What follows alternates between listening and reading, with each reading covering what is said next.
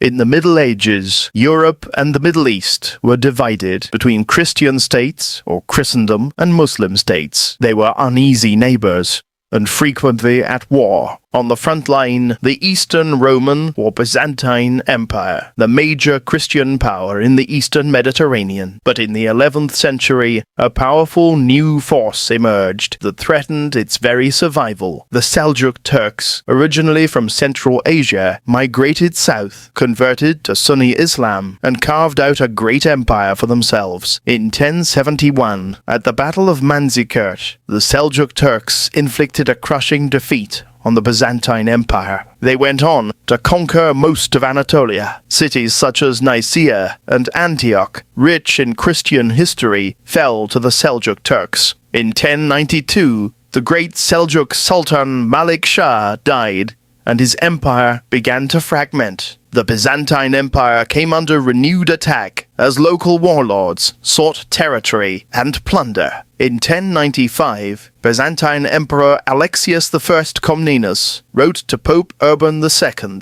making a desperate appeal for military aid from his fellow Christians in the West. It wasn't the first such appeal by the emperor, but this time the results would be unlike anything ever seen before. Pope Urban saw the emperor's appeal as a golden opportunity, a chance to heal the rift that had emerged between Western and Eastern churches in the Great Schism, to assert his own papal authority over the unruly barons and bishops of Western Christendom, and to drive back the infidel and reclaim Christianity's most holy sites, most of all Jerusalem, lost to Muslim rule 400 years before. At Clermont, in France, Pope Urban preached a sermon to a gathering of clergy and nobles. He called on Christian knights and foot soldiers to go east to aid their brother Christians and free Jerusalem from Muslim rule. And he offered a unique spiritual incentive. Whoever, for devotion alone, not to gain honor or money, goes to Jerusalem to liberate the Church of God, can substitute this journey for all penance. He was offering Europe's knights, who lived in fear of damnation because of the violent lives they led, the chance to atone for their sins through holy war. What's more, their objective, Jerusalem, was a city that captivated the medieval imagination like no other, the most holy place on earth. The Pope's offer exhilarated his audience. His words were met with cries of, "Deus vult! Deus vult! God wills it! God wills it!" The Pope's appeal was preached across Europe, sparking a wave of religious fervor. Thousands of lords, knights, and ordinary people vowed to travel to the Holy Land and fight for Christ. They identified themselves by wearing a cross, later becoming known as Cruce Signatus, Crusaders. A few of these men saw opportunity in the East for fame and fortune, but overwhelmingly they went in search of spiritual salvation, willing to undertake a long, expensive, and perilous journey to save their souls from the fires of hell. Pope Urban had intended the crusade to be led by nobles and made up of knights and experienced soldiers, but the viral success of his appeal led thousands of ordinary townsfolk and peasants to take the cross, many inspired by a French priest known as Peter the Hermit, who became leader of this so-called People's Crusade in the Rhineland. Some of these crusaders, fired up by old prejudices and talk of holy war, attacked local Jewish communities, slaughtering around 5,000 men, women, and children, and extorting money from those they spared. These massacres were condemned by the Church, but to little effect.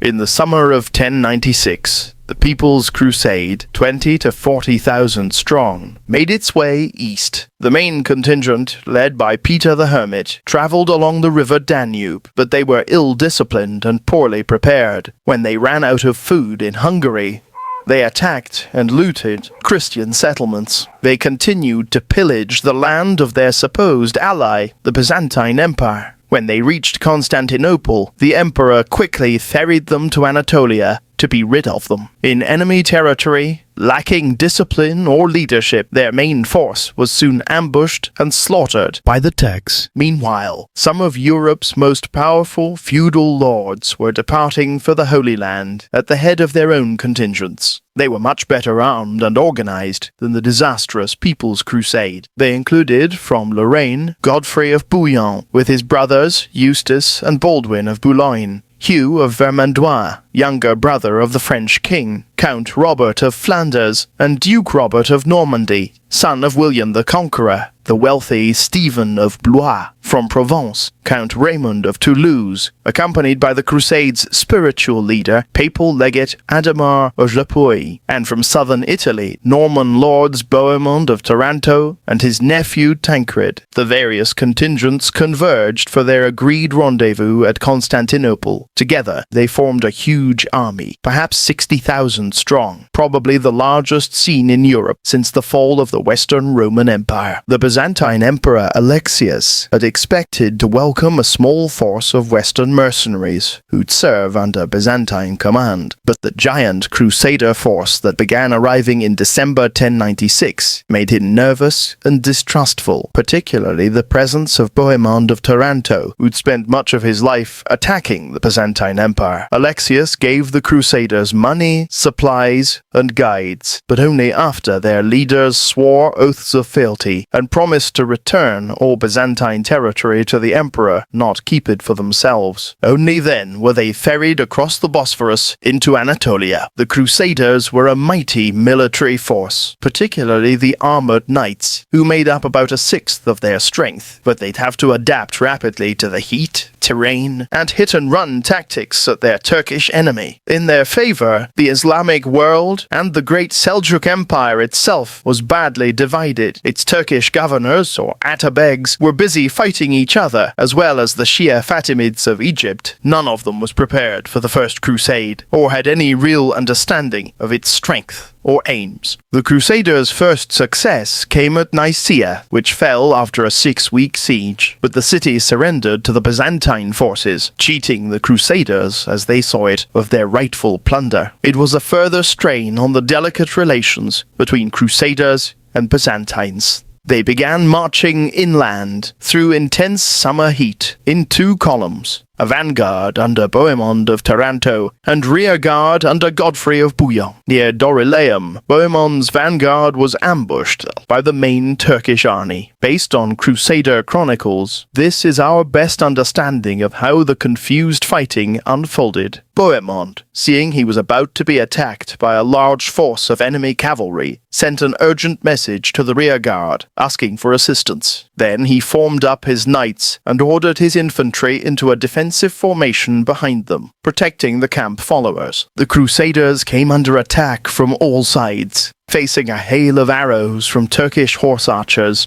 as well as javelins and hit-and-run strikes from their faster light cavalry. The knights were driven back onto their own infantry. Over several hours, losses mounted, but the Crusader line held. Meanwhile, Godfrey was racing up with the rear guard to join the battle. Troops were fed into the fighting as soon as they arrived. On the Turks' left flank, the Crusader advance was hidden by the terrain, so that they appeared suddenly, threatening the Turks with encirclement. When the Christian knights all charged together, the Turks panicked, turned, and fled. It was a major victory for the Crusaders, and allowed them to continue their advance across Anatolia without serious opposition. At Heraclea, they defeated a small Turkish force, then split up. The main force struggled through the mountains of Cappadocia, losing many of their baggage animals and running dangerously low on supplies. Meanwhile, Baldwin of Boulogne and Tancred, probably out to seize land and plunder for themselves, travelled south into Cilicia, capturing the city of Tarsus and other settlements. Tancred later rejoined the main army, but Baldwin was invited by local Armenian Christians to travel to Edessa, where he was soon installed as Count Baldwin of Edessa, ruler of the First Crusader state. In October 1097, the rest of the Crusaders reached Antioch, the next stepping stone on the road to Jerusalem. But outside its walls, the First Crusade would come to the brink of disaster, decimated by disease and starvation, and encircled by their enemies. It would take a miracle to save them from annihilation. October 1097. 2 years had passed since Pope Urban II preached a crusade to help the Byzantine Empire in its war against the Seljuk Turks. Now, the First Crusade had reached the great city of Antioch. It was the last major Turkish stronghold, standing between the crusade and its goal, the holy city of Jerusalem. But Antioch was virtually impregnable, with its citadel atop a 1,000-foot mountain and too large to encircle. The giant Crusader army could only camp outside its walls and pray for a miracle. But that winter, they ran out of food. Horses, men, and camp followers began to starve. A trickle of supplies continued to arrive by sea, mostly from the Byzantine-controlled island of Cyprus, and they defeated an attempt by Radwan of Aleppo to break the siege at the Battle of Lake Antioch. But the Crusaders' situation seemed hopeless. Morale fell as deaths and desertions rose steadily. In March, a Crusader fleet arrived with much-needed reinforcements and supplies. Finally, one night, Bohemond of Taranto and 60 of his men scaled a tower on the southern wall, whose commander had been bribed. As dawn broke, Bohemond's men opened the city gates, and the Crusader army poured in. They massacred soldiers and civilians alike, while desperate Muslim survivors fled to the citadel, which continued to resist all attacks. Antioch had fallen, but now a giant Turkish army was assembled under the command of Khur-Buga, governor of Mosul.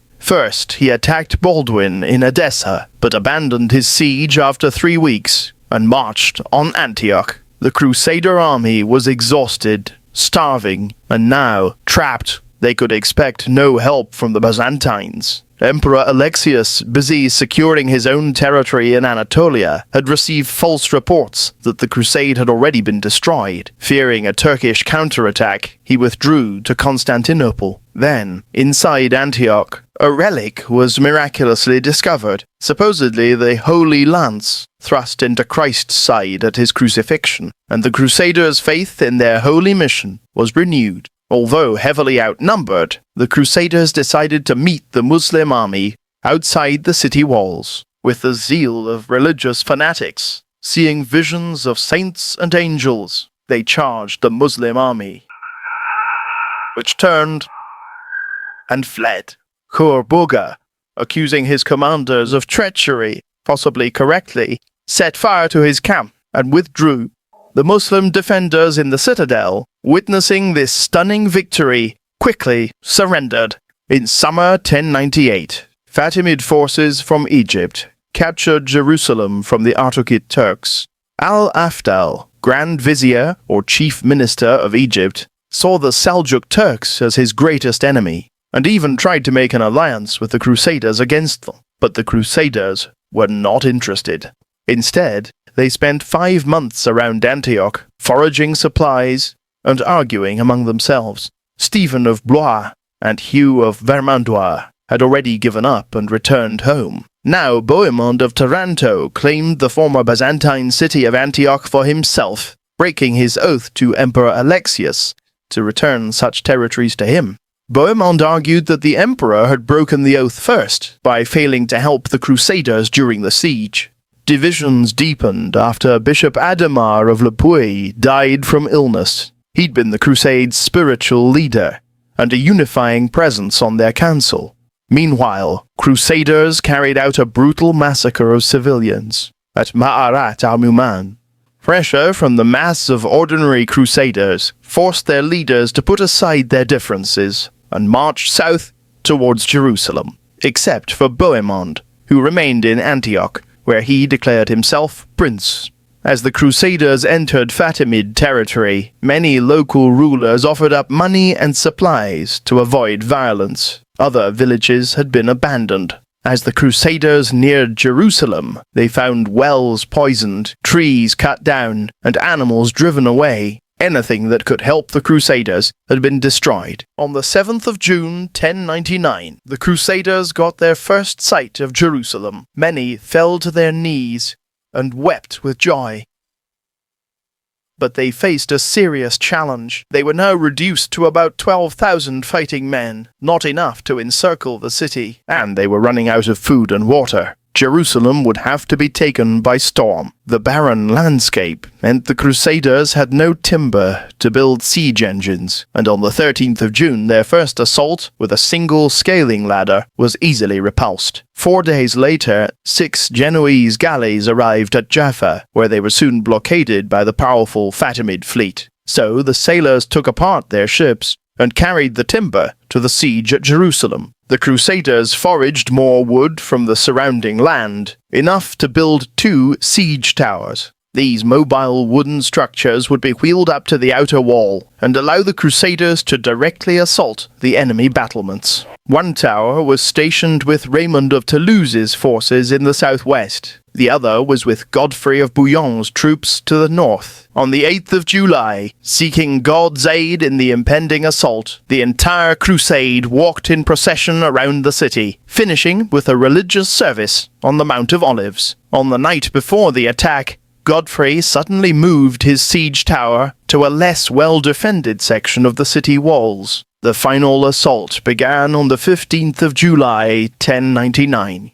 In the north, Godfrey of Bouillon's troops managed to fight their way across from their tower onto the city walls, establishing a bridgehead. Soon, they were inside the city, and overcome with religious euphoria and pure bloodlust, they went on the rampage, butchering soldiers and civilians, Jews and Muslims, women and children. It was an orgy of shocking, prolonged slaughter, barbaric, but not unique for the age. The First Crusade had secured its goal in the face of overwhelming odds, and just 4 weeks later, at the Battle of Ascalon, the Crusaders smashed a Fatimid relief army sent to recapture Jerusalem. Most Crusaders, their vows fulfilled, soon returned home to Europe. Only around 300 knights remained to defend Jerusalem under Godfrey of Bouillon, now named Defender of the Holy Sepulchre. The man who'd set these great events in motion, Pope Urban II, did not live to hear the news that Jerusalem had been taken. He died just 2 weeks after the city's fall. The new Crusader states that emerged, the Kingdom of Jerusalem, the County of Tripoli, the Principality of Antioch, the County of Edessa, lived on precariously,